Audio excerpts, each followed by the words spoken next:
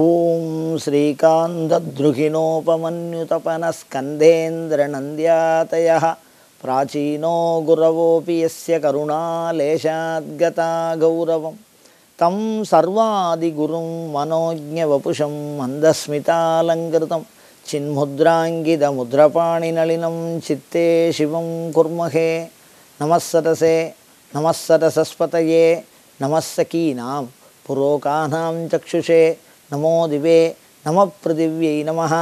சங்கரா தொலைக்காட்சி நேயர்களுக்கு நமஸ்காரம். இன்றைய தினம் அபிராமி அந்தாதியில் நாம் சிந்திக்க இருக்கின்ற பாடல் 18வது பாடல். இந்த பாடலில் அம்பாளை வெளி நிற்கவே வெளி நெல்லு அப்படின்னு சொல்கிறார். எப்போ ஏன் வெளியில் நெல்லு அப்படின்னு சொல்கிறார்? அது காரணம் சொல்கிறார் பாருங்கோ. வவ்விய பாகத்து இறைவரும். வவ்விய அப்படின்னு சொன்னால் உரிமையாக பெற்ற, கவர்ந்தன்னு அர்த்தம். அதனால் வவ்விய பாகம்னு சொன்னார். பரமசிவனும் பார்வதியும் பக்கத்தில் உட்கார்ந்துருக்காங்க. ஒரு ரிஷி இங்கேருந்து வரார். அவர் பரமசிவனை மாத்திரம் சுற்றுறார். உடனே அந்த அம்மாவுக்கு கோவம். நெருங்கி உட்கார்றா. அவர் வண்டு உருவம் எடுத்து திருப்பியும் பரமசிவனை மாத்திரமே சுற்றுறார். அப்படி சுற்றின உடனே அம்பாளுக்கு உள்ளூர ஒரு வருத்தம். நம்ம என்னதான் சிவனோடு ஒட்டி இருந்தாலும் இந்த அன்பர்கள் சிவனை மாத்திரம் தனியாக சுற்றுகிறார்கள். அதனால் அவன் என்ன பண்ணினான்னா, தபஸ் பண்ணினான். அம்பாள் தபஸ் பண்ணினான். தபஸ் பண்ணி என்ன வேணும்னா, உன் இடப்பாகம் வேணும்னு கேட்டான். என்னைய யாருமே இடையில பிரிச்சிடக்கூடாது. அதனால் உடம்பில் பாதியை வாங்கிட்டாவ. இப்போ என்ன பண்ண முடியும்? ஒரு பாகம் ஆண் ஒரு பாகம் பெண். அதனால் அந்த ரிஷியால் ஒரு அற்புதமான தோற்றம் நமக்கு கிடச்சிது. அதனால தான் என்ன சொன்னார்னா, ஆண் பாதி பெண் பாதின்னு சொல்கிறோம். இந்த மூர்த்திக்கு ஒரு தனி சிறப்பு உண்டு என்றாலும் இந்த இடம் ஆரம்பிக்கும்போது என்ன சொல்கிறார் அப்படின்னா, உரிமையை பெற்றுக்கொண்ட, அதாவது நிலைநாட்டுகிறது, ஒரு விஷயத்தை நம்ம விட்டுறாமல் பிடிச்சிக்கிறது. அந்த மாதிரி ஒரு மனைவியானவள் தன்னுடைய கணவன் மேலே உள்ள உரிமையை அப்படி இறுக்கி பிடிச்சிக்கிறாவ. அதனால தான் வவ்வியன்னு சொன்னார். வவ்விய பாகத்து இறை வரும். அப்படி கவர்ந்து இழுத்துக்கிறது அப்படிங்கிறது எதனாலன்னா, அன்பினால். சிவபெருமான் மேலே அவளுக்கு இருக்கக்கூடிய தீராத அன்பு, சிவபெருமானை குறித்து அவள் செய்த குறையாத தவம். அப்போ சிவபெருமானோடு இரண்டரை கலப்பதற்கு இரண்டு வேண்டும். ஒன்று அன்பு வேண்டும், இன்னொன்று தவம் வேண்டும். அதனால தான் அந்த திருக்கோலத்தை சொல்கிறார். தபஸ் பண்ணி தான் அந்த வாமபாகத்தை வாங்குறார். அதனால தான் வவ்விய பாகத்து இறை வரும் நீயும்னு சொன்னார். வடமொழியில் சொல்லும்போது சார்த்தே தொந்த்வகா அப்படின்னு சொல்லுவோம். அதாவது நீயும்னா அப்போ கூடவே சிவனையும் சேர்த்து தானே. வவ்விய பாகத்து இறை வரும் நீயும். முதல்ல இறைவனை சொல்கிறார், அப்புறம் அம்பாளை சொல்கிறார். நீயும் மகிழ்ந்திருக்கும். சந்தோஷமாக இருக்கும்போது மகிழ்ந்திருக்கும் அப்படின்னா சந்தோஷமாக இருக்கிறது. ரெண்டு பேருமே உக்ரமாக தாண்டவம் ஆடுற பொழுதுன்னு ஒன்று உண்டு. மகேஸ்வர மகாகல்ப மகா தாண்டவ சாட்சின்னி நமகான்னு ஒரு நாமாவளி லலிதா சஹஸ்ரநாமத்தில். உலகத்தை அழிக்கும் பொழுது சிவனும் சக்தியும் தனியாக ஆடுறது. பெண்கள் ஆடினா லாஸ்யம், ஆண்கள் ஆடினா தாண்டவம், இருவரும் சேர்ந்து ஆடினால் நிறுத்தம். அது மாதிரி மகா உக்ரமாக இருக்குமா அந்த தாண்டவம். அதனால தான் அவர் அந்த தாண்டவத்தை சொல்லலை. நீயும் மகிழ்ந்து இருக்கும். சேர்ந்து இருக்கும்போது, சந்தோஷமாக இருக்கும்போது மகிழ்ந்து இருக்கும். செவ்வியும் உந்தன். இந்த செவ்வியும் அப்படின்னா செம்மைப்படுத்துவது, ஆன்மாக்களை செம்மைப்படுத்துவது. உங்கள் திருமணக் கோலமும். இந்த திருமணக் கோலம்னு சொல்கிறது வவ்விய பாகத்து இறைவரும்னு சொல்லும்போது சுவாமி உடம்புல பாதியை வாங்கி வச்சுருக்கா. செவ்வியும் உங்கள் திருமண கோலமும்னு சொல்லும்போது உடனாய் இருக்கா.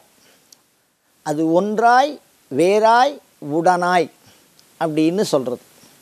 ஒன்றாய் இருக்கின்ற அம்பாள் உடம்புல பாதியை வாங்கின்றவ ஒன்று தான், ஏகவச்சனம்தான் அது. உங்கள் திருமண கோலமும் அப்படின்னு சொல்லும்போது ஆத்துக்கார் ஒய்ஃப் ரெண்டு பேரும் ரெண்டாயிடுறா. அதனால் செவ்வியும் உங்கள் திருமண கோலமும் அம்பாள் உடனாக இருக்கிறாள். அதனால தான் கோயிலில் எல்லாம் கல்யாண கோலத்தில் தான் சேவிக்கணுங்கிறதுனால தான் என்ன பண்ணுவான்னு கேட்டிங்கன்னா, சமேத சமேத அபிராமி அம்பிகா சமேத அமிர்தகடேஸ்வரர், பாலாம்பிகா சமேத காலசம்ஹாரமூர்த்தி, பிரம்ம வித்யாம்பிகா சமேத ஸ்வேதாரண்யேஸ்வரர், கமலாம்பிகா சமேத வல்மீகநாதர் அப்படி தான் சொல்லுவாள். அந்த சமேதனை உடனாய் இருக்கிற திருக்கோலம். செவ்வியும் உந்தன் திருமண கோலமும். இப்போ இரண்டு விதமான வடிவத்தை சொன்னார். சிந்தையுள்ளே அவ்வியம் தீர்த்து என்னை ஆண்ட பொற்பாதமும் ஆகி வந்து.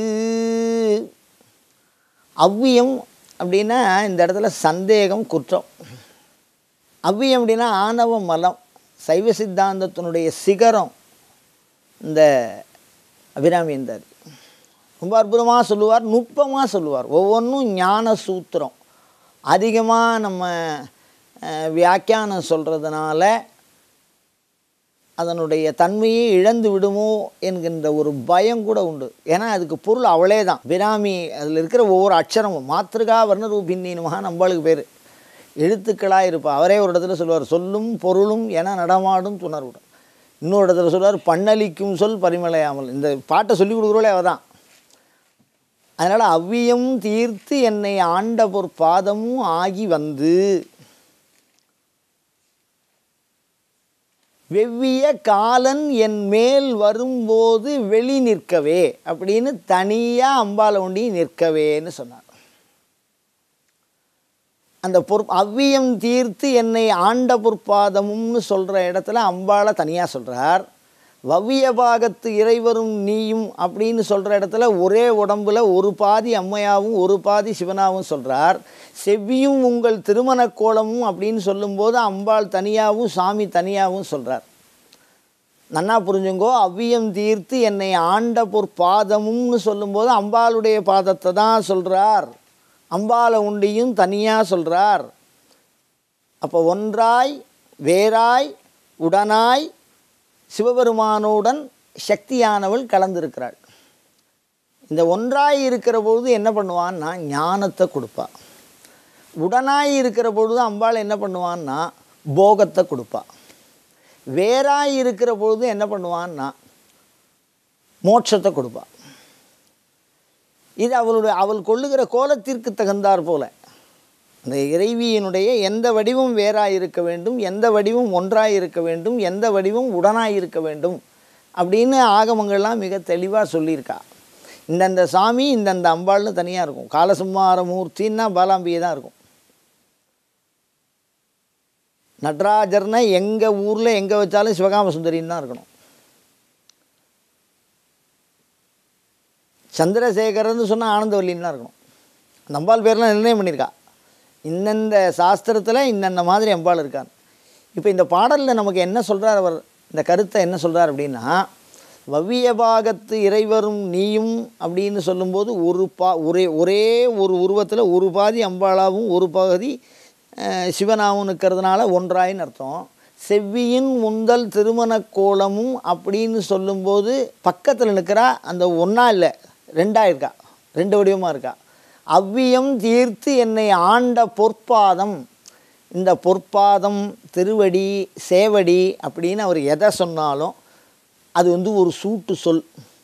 அந்த சொல் எதை குறிக்கும் அப்படின்னு சொன்னால் ஸ்ரீவித்யா சம்பிரதாயத்தில் அவர் பண்ணிண்ட, அதாவது அவர் எந்த ஒரு வடிவ உபாசனை பண்ணுறாரோ அந்த வடிவத்தில் நடுப்புற இருக்கக்கூடிய மேரூரில் இருக்கக்கூடிய அந்த பாதத்தை தான் குறிக்கும். அது அம்பாளுடைய பிரத்யேக பாதம்.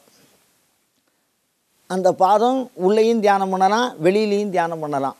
அதனால் அவ்வியம் தீர்த்து என்னை ஆண்ட பொற்பாதம் அப்படின்னு சொன்னால் குற்றம். இந்த அவ்வியங்கிறது என்ன குற்றம்? சந்தேகம்னா என்ன குற்றம் அப்படின்னா, ஆன்மாக்களோடு நீங்காத குற்றம், உடனேயே இருக்கிற குற்றம், சைவ சித்தாந்தம் சொல்லுகிற குற்றம் ஆணவ மலம், அதாவது அறியாமையாகிற இருள். நம்மள நமக்கு தெரியாது, அது முதல் விஷயம். ரெண்டாவது, அப்படி பூரணமாக தெரியாதுங்கிறது தெரியாதுங்கிறதே முதல்ல தெரியாது. நமக்கு எல்லாம் தெரியும்னு நினச்சிட்டு இருப்போம், அதுவே ஒரு அஞ்ஞானம். இப்படி இந்த ஆன்மாவினுடைய ஆணவ மலத்தை நீக்கி தீட்சை கொடுத்துருக்கா அம்பாள். இந்த ஆணவ மலம் தீட்சை கொடுத்தா தான் நீங்கும்.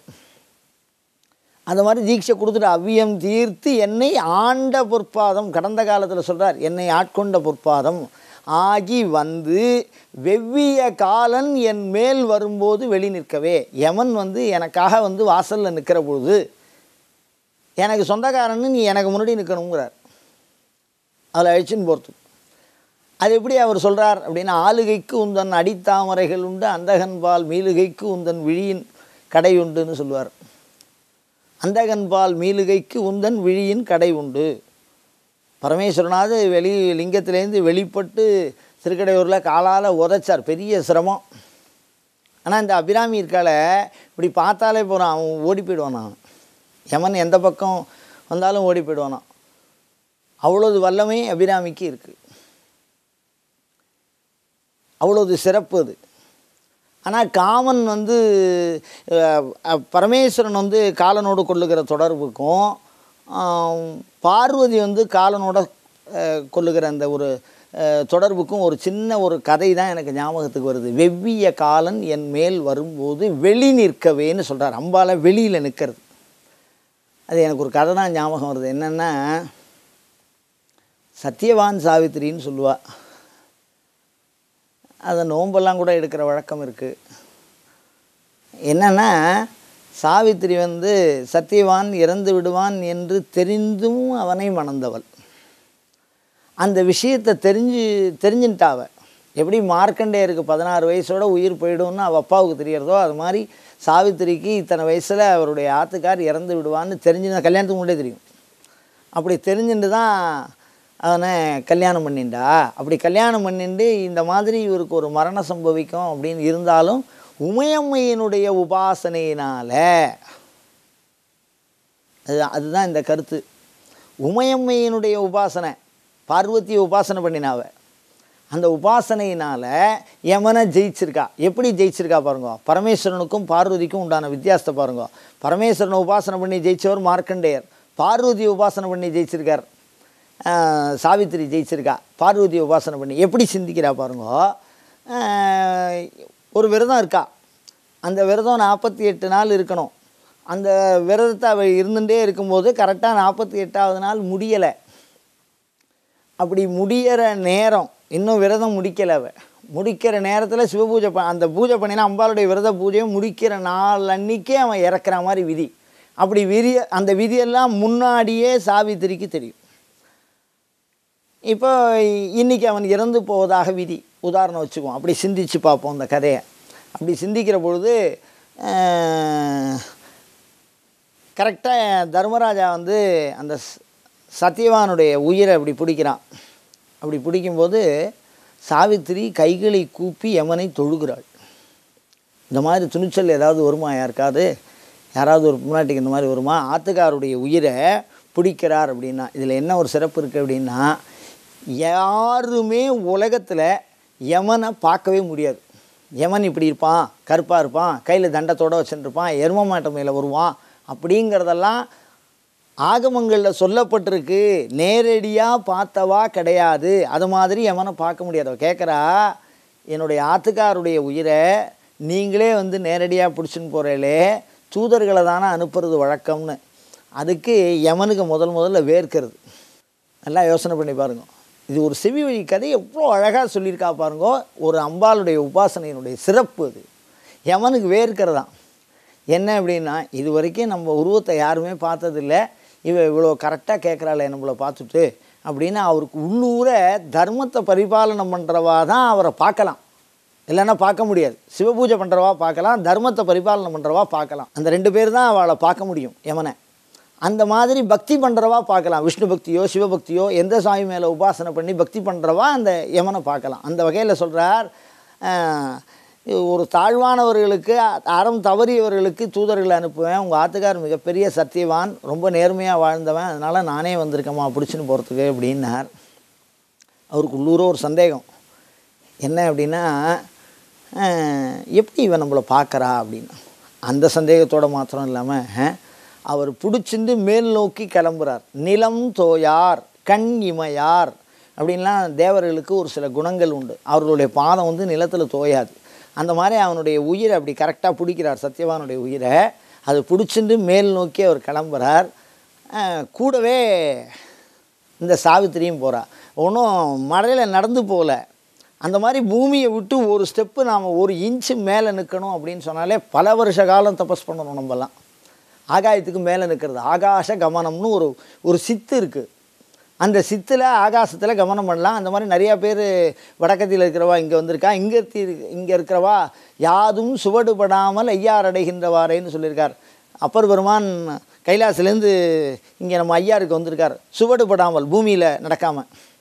அந்த மாதிரி அந்த ஆகாச கமனம் அவளுக்கு தெரியறது. அது மேலே பறந்து போகிறா. அவனுக்கு இன்னும் பரம சந்தோஷம். யாருக்கு? யமனுக்கு. என்னன்னா, இப்போ தான் பாதிவிரத்தியத்தினுடைய தர்மம் அந்த யமனை பார்க்கறது. அதை விட சிறந்த தர்மம் மாமனார் மாமியாருக்கு தொண்டு பண்ணின தர்மமாக அது. அந்த தர்மத்தின் பலனில் மேல் நோக்கி போகிறா. யமன் மேல் நோக்கி போகிறான், இவ்வளோ மேல் நோக்கி போகிறா. இவ்வளோ சிறப்பு பாருங்கள். அதுக்கப்புறம் என்னென்னா, இன்னும் கொஞ்சம் தூரம் போனோடனேயே கேட்குறா, ஏம்மா யாருமே என் பின்னாடி பின்தொடர்ந்து வர முடியாது, நீ வர. இதனுடைய சிறப்பு வந்து உங்களுடைய மாமனார் மாமியாருக்கு நீ தொண்டு பண்ணினது, அதையும் தாண்டி வரையே உனக்கு என்ன வேணும், வரம் வேணும் அப்படின்னு கேட்குறான். அவள் கேட்கும்போதே சொல்கிறா, எங்கள் மாமியாருக்காகவும் மாமனாருக்காகவும் ஒரு வரம் கேட்குறா. அந்த வரத்தை கொடுத்தேங்கிறார்.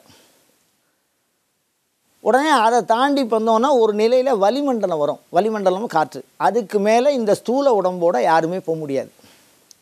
ஆனால் அதை தாண்டி யமதர்மராஜா போயின்னு இருக்கார், இவளும் கூடவே போகிறா. அதுதான் அவருக்கு மிகப்பெரிய ஆச்சரியம். எந்த ஒரு உடலோடு கூடியவர்களும் வளிமண்டலத்தை தாண்டி பிரயாணிக்க முடியாது. ஆனால் சாவித்திரி பிரயாணம் பண்ணுறா. அப்படி பிரயாணம் பண்ணும்போது அதுக்கு காரணம் என்னங்கிறத ஒரு குழம்பிகிட்டே தான் இருக்கார். என்ன, நம்மளை பார்த்துட்டா மேல் நோக்கி கவனம் பண்ணுறா, வளிமண்டலத்தை தாண்டுறா. அப்படி வளிமண்டலத்தை தாண்டும் போது என்ன கேட்குறா, உனக்கு என்னம்மா வர வேணும்னு. அவள் அம்மா அது சம்மந்தமாக, பிறந்தாது சம்மந்தமாக வரம் கேட்குறா. அதையும் கொடுக்குறார். தர்மராஜா கொடுக்குறார். மனசு மகிழ்ந்து கொடுக்குறார். இவ்வளோ தூரம் வராளேங்கிற மகிழ்ந்து, சண்டை போட்டு தகராறு பண்ணிலாம் வாங்கலை. இந்த கதை மிகவும் அற்புதமான கதை. காரணம் என்னென்னா, அவ்வளோது ஒரு அறத்தை மிக அழகாக சொல்லி இருக்கிறார்கள். ஒரு இல்லத்தரசியினுடைய சிறப்பு அது. அதுக்கு மேலேயும் புக்காத்துக்கும் பிறந்தாத்துக்கும் பெருமை சேர்க்கறதுங்கிறது தாய்மார்களுக்கு உண்டான பெரிய வரம். அது மாதிரி புக்காத்துக்கு ஒரு வரம் வாங்கி கொடுத்தா பிறந்தாத்துக்கு ஒரு வரம் வாங்கி கொடுக்குறா. அதுக்கு மேற்கொண்டு வளிமண்டலத்தையும் தாண்டி மேலே பிரயாணம் பண்ணுறா. அப்படி பிரயாணம் பண்ணும்போது ஒரு நதி வரும், வைதரணி நதின்னு ஒரு நதி. அந்த நதியை வந்து சரீரத்தோடு யாருமே கடக்க முடியாது. ஆனால் அதை கடந்து தான் நரகம் சொர்க்கங்கள்லாம் இருக்குது. அந்த வைதரணி நதியை அவன் கடந்து போகிறான், இவன் பின்னாடி வரா. எப்படி இருக்கும்? யமனுக்கு மிகப்பெரிய ஆச்சரியம். யோசிக்கவே முடியல. ஏன்னா நம்ம லெவலுக்கு வராலே, யார் இதுக்கெல்லாம் என்ன காரணம்? இது இப்போ பண்ண மாதிரி தெரியலையா, முன்னாடி பண்ணாலா தபஸ்? அவனுக்கு குழப்பம் ஒரு பக்கம், சந்தோஷம் ஒரு பக்கம். இப்படி ஒரு அறமுடையவர்கள், அறத்தை பின்பற்றுகிறவர்களை தவிர யாரும் அந்த அளவுக்கு யமனை பின்பற்றி போக முடியாது. அந்த மகிழ்ச்சி தாங்க முடியாமல், என்னம்மா வர வேணும் உனக்கு, கேளு அப்படின்னு மகிழ்ச்சியாக கேட்குற பொழுது சொல்கிறா, எனக்கு இந்த மாதிரி வாரிசோட குழந்தை குட்டியோடு நான் இருக்கணும் அப்படின்னு கேட்குறான். அந்த பாதிவரத்தையும் குறையாமன்னு கேட்குறா. அவள் ஆத்மாவோடு கொடுக்குறான். சத்யவானுடைய ஆத்மாவையே திருப்பி கொடுக்குறான். அதுதான் அதனுடைய சிறப்பு, அந்த பாதிவரத்திய சிறப்பு. அவ்வளோது சிறப்பு. அப்படிப்பட்ட அந்த யமன்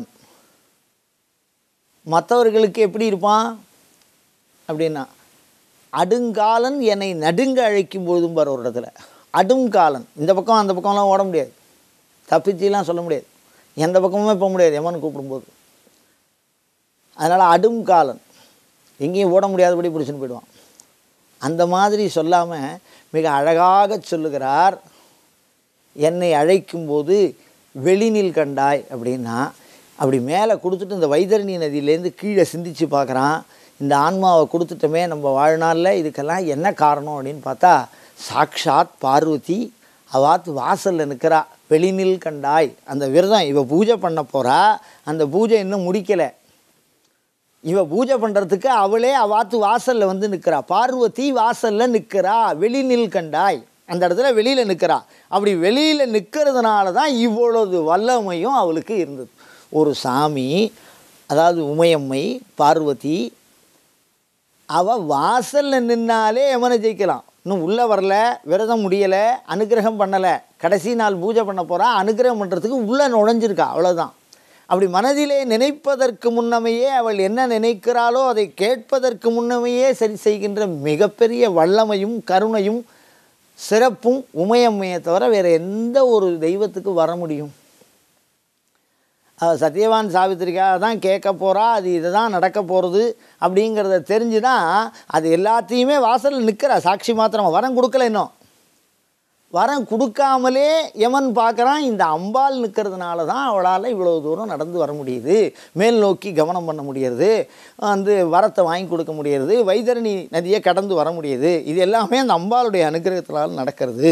அம்பாள் அனுகிரகம் பண்ணணும்னு நினைக்க வேண்டாம். உள்ளே நமக்கு வரம் கொடுக்கணும் அப்படின்னு நினைக்கல. வாசல் ரெண்டாலே இவ்வளவு நடக்கணும், உள்ளே வந்தால் எவ்வளவு நடக்குங்கிறத நீங்களே யோசிச்சு பாருங்க. அவ்வளவு சிறப்பு. அது மாதிரி வெவ்விய காலன் என் மேல் வரும்போது வெளி நிற்கவே அப்படின்னு சொல்கிறார். இந்த ஸ்லோகம் இருக்கே, இதை நான் வழக்கமாக சொல்கிறது வழக்கம். இந்த அபிராமி அந்தாதியில் 100 பாடலுமே மிகச்சிறப்பான பாடல்கள். ஆனால் ஒவ்வொரு பாடலுக்கும் ஒரு தனி சிறப்பு உண்டு.